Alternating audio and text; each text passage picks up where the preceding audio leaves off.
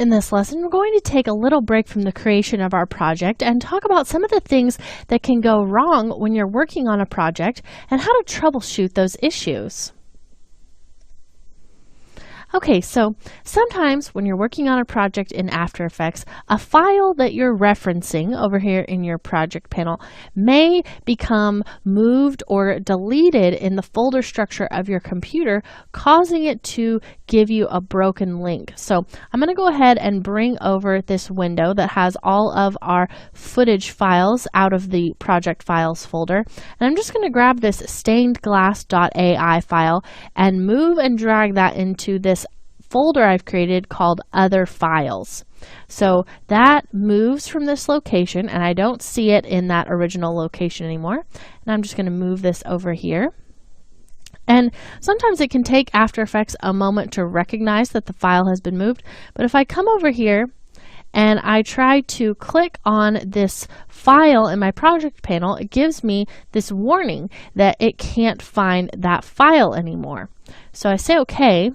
And now over here in my project panel, that file name is italicized, and I get this little missing footage link picture where that file used to be.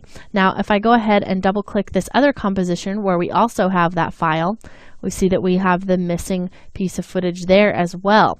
So how do we fix this, and how do we get it back into our project? So one of the ways is to simply move that piece of footage back, and because we just now moved it, we know which one it is. But what if I don't even really realize which piece of footage is missing, and maybe I have a lot more things over here. I don't notice the italicized text down here on the stainedglass.ai. It's a little bit hard to see, and all I can see is the fact that I have this little missing link here in my project.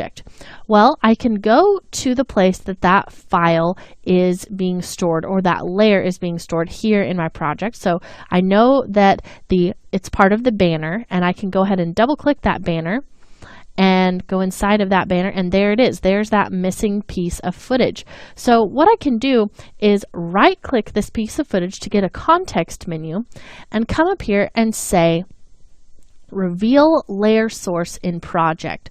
So if I click that, it's going to snap me over to the stainedglass.ai file, and that way it's highlighted for me. I know right where it is.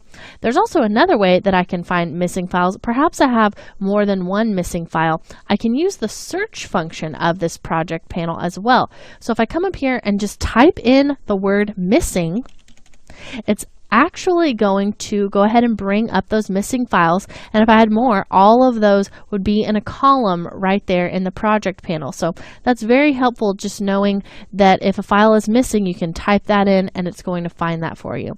Now, if I wanted to find where this was, I could right click and it's going to give me some options. So I have the replace footage option and the reload footage option. Now I can't reload it right now because I don't really know where it is. So I'm going to go ahead and hit replace file, and then it's going to bring up my window. Now I know that I put it in this other files area, so I'm going to double click that, and I can either relink it here or move this file back to its original location. So I'm just going to relink it here. So I'll click that and go ahead and say open, and now my footage is no longer missing, and I can see what I was trying to look at whenever I had the image with the bars going through it. So now I can just hit the X, and that's going to bring me back to my normal view of my project panel.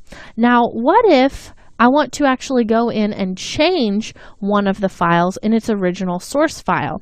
Well, I'm going to go ahead and do that for my banner file, just so that you can see what happens. So I'm going to go ahead here,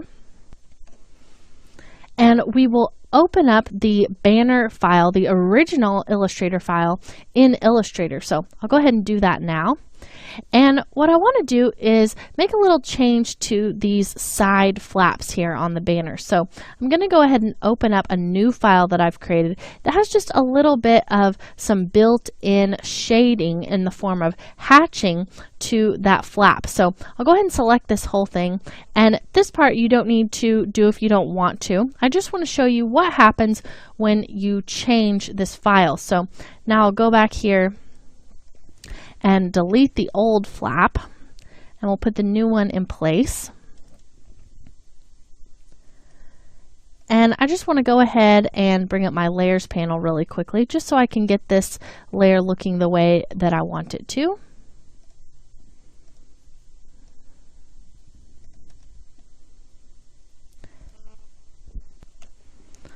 We'll just drag this layer panels over here. And I'm going to move that down to the bottom of that stacking order. And we'll go ahead and duplicate this. Now, you don't have to do all of these things. I'm moving really quickly. I just want you to see what this looks like once I've changed the banner up just a little bit. Okay, so now we have this other type of flap on the edge of our banner. So we've made a little bit of a change, and now I'm going to save this Illustrator file with the new flaps in place. So I'm going to just hit Control S to save that, and we see that now that little asterisk is gone next to the banner.ai.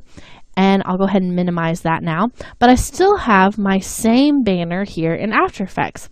So the way that I'm going to fix this is by using the reload option. So I'll come over here to the banner.ai file in my project panel, right click it, and we'll come down to reload footage. And if you just click that, it's automatically going to update that for you. So I'm starting not to like the way that this little stained glass graphic looks with the other shading that we've added here. So I'm going to go ahead and take that out of this comp, but we still have the shading that remains there. So you can go back out to your main composition.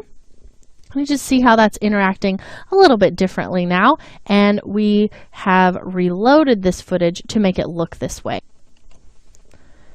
Now, there's one other thing that I can do if I'm maybe wanting to know where a file was actually saved on my computer.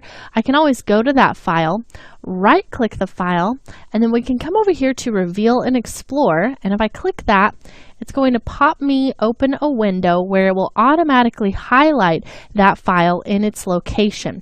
So if I wanted to maybe do some editing to this in its original source program, I could do that right there, and it will be easy for me to find just by using that Reveal and Explore function. So hopefully just knowing a few of those tricks is going to help you if you lose any of your files, move any of your files, or hopefully not delete any of your files. So in this lesson, we took a look at a few of the common problems that can happen to your files when you're working in After Effects, and some of the best and quickest ways to fix the issues and get back to making awesome work.